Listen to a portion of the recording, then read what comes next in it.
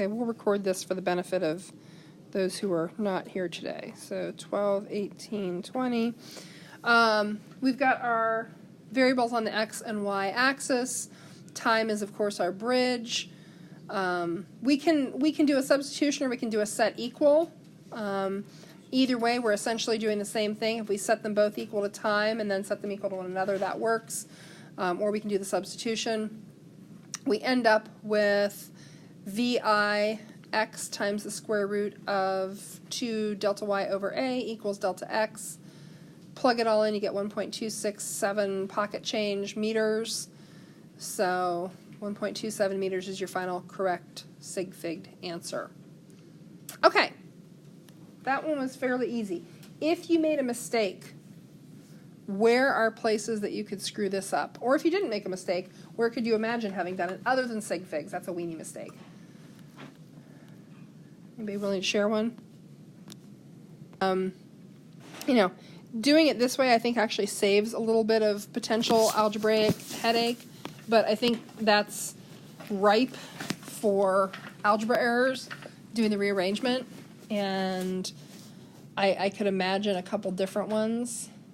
Well, especially if you start with delta y equals 1/2 ay delta x squared over vix squared, and of course you're solving for this.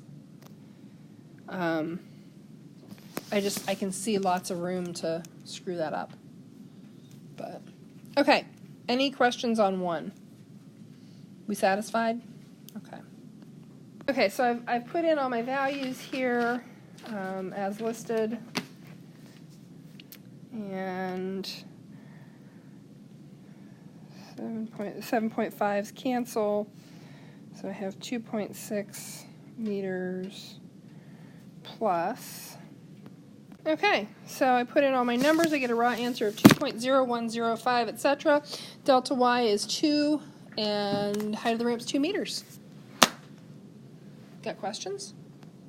So some astute questioning from the young Mr. Lane. Yeah, I plugged the VIX value in for VIY. I dropped that Y subscript and plugged that in. I've seen this done. Of course, VIY is 0, so this whole part goes away. The answer that I got for this part is the answer, which is negative 0.58947, etc. meters. So delta y, here was the other clue. If you get an answer like that, you know your delta y should be negative.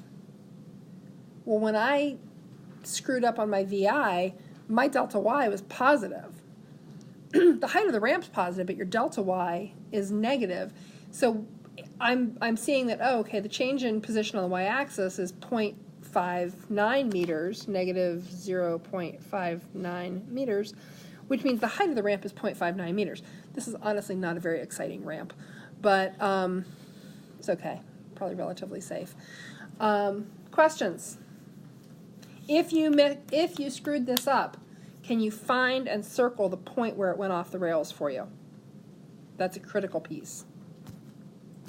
The answer, if you're finding delta y, no, delta y is negative, but the answer to the question, how high is the ramp, is positive.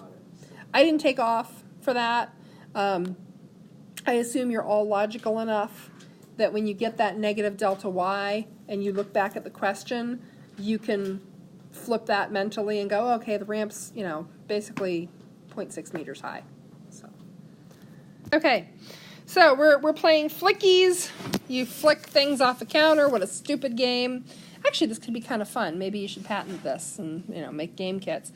Listing variables on x and y axis. We're doing the same thing, and I again took the easy route of just setting both equations equal to t and then setting them equal to one another, which is just a variation on, you notice that I sort of showed both variations there, either substituting the value of t on the x-axis into the equation for the y, or just setting both of those equal. Solve for delta x, solve for VIX. with a little bit of wizardry, and I end up with Vix equals, well, Vix equals delta x over square root of 2 delta YA. So, raw answer 5.94, etc. Final sig figs 5.9 meters per second. And like I said, most people did pretty well with this. Questions, comments? Okay, are you okay with just going straight to the right answer on this one? Yeah. Okay. This is just part A. There are two ways to do this. These are two separate approaches, and this is just like the one that we talked about. Was it a landing strip or something, or a takeoff? And it was the arrow. You're given a maximum potential velocity. You're given a delta x. Well, you can either figure out how, what displacement is possible on the x-axis using that maximum velocity. So find delta x at Vix max. And you find that, if you hit that edge at top speed, you're actually going to land 4.3 meters out. That is, delta x is greater than 2.3 meters. Yeah, you'll make it. The other path you can take is to find the delta x that's required, or the Vix that's required with the given delta x. And if you do that, you find that the required Vix is only 3.85 meters per second. You can go faster than that, according to the problem. So Vix needed is less than 7.25 meters per second. Therefore, yeah, you got no problem making it. Questions? The issues that I saw, I think, were... So the common issue with this kind of thing, where you're given, essentially there are two ways to approach it, is people will want to plug in all of the data.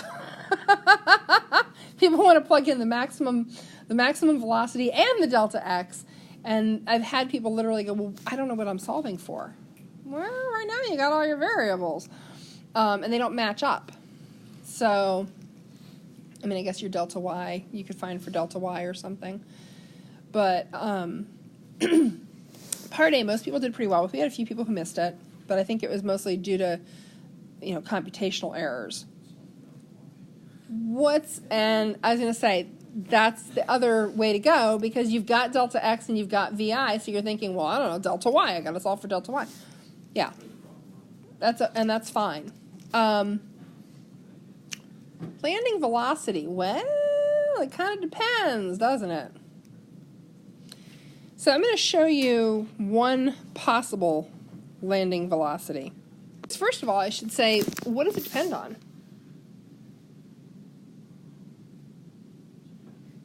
How long you're in the air? I suppose.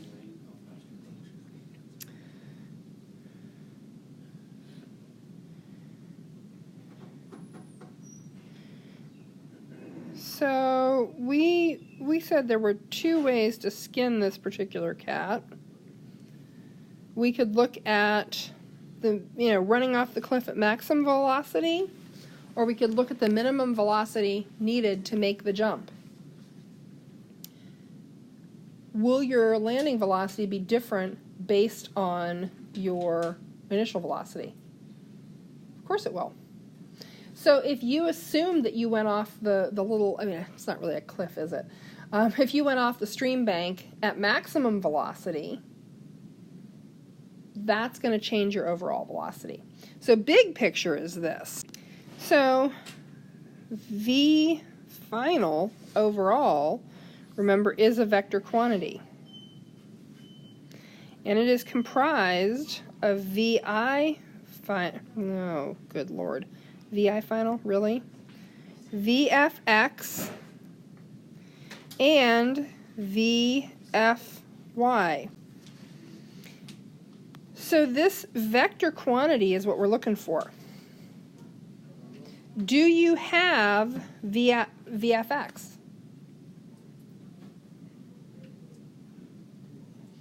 Yeah. You know why? Because VFX equals VIX equals VAX because there is no acceleration on the x-axis. Bada bing! No acceleration on the x. The only velocity you have on the x is unchanging.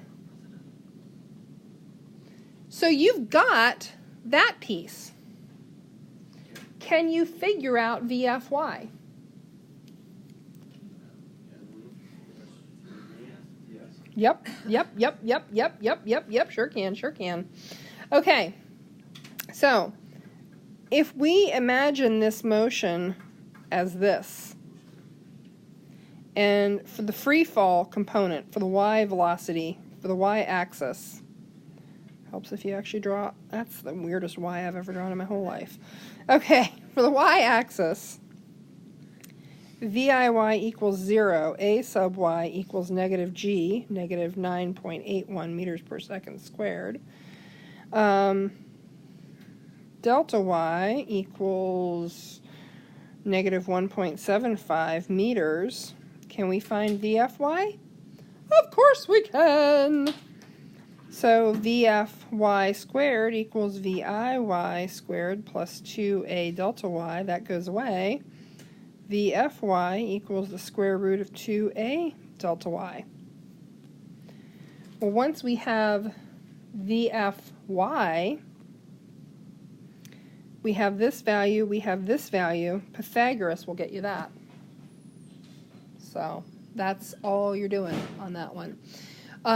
Depending on what you treat your x velocity as.